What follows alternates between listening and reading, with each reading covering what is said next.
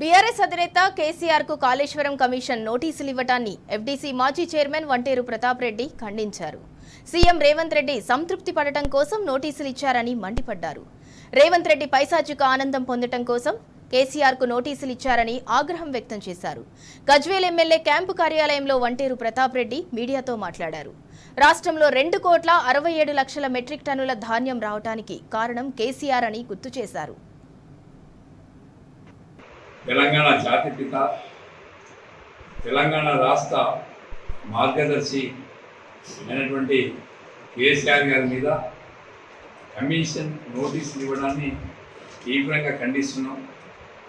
తెలంగాణ రాష్ట్రం ఏర్పడడానికి భారతదేశంలో ఉండేటువంటి రాజకీయ పార్టీలను ఒప్పించి మెప్పించి తెలంగాణ ప్రజలను మన్ననలు పొంది తెలంగాణ ఉద్యమాలను నడిపించి కేంద్ర ప్రభుత్వం మెడలు వంచి తెలంగాణ రాష్ట్రాన్ని సాధించి అనతి కాలంలోనే కాళేశ్వరం లాంటి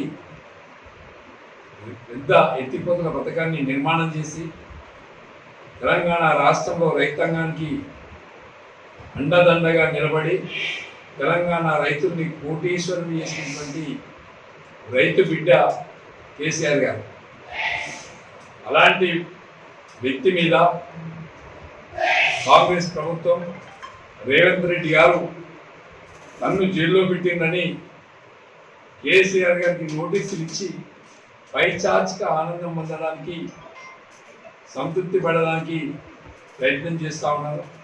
ఇలా యావత్ తెలంగాణ సమాజం కేసీఆర్ గారికి నోటీసులు ఇస్తే ఒక పెద్ద మనిషిని, ఒక తెలంగాణ రాష్ట్రాన్ని తెచ్చినటువంటి వ్యక్తిని, తెలంగాణ రాష్ట్రాన్ని భారతదేశంలో ఆర్థికంగా నంబర్ చేసినటువంటి వ్యక్తి మీద నోటీసులు ఇస్తే ప్రజలు ముక్కు మీద మీదేసుకునే పరిస్థితి ఉంది.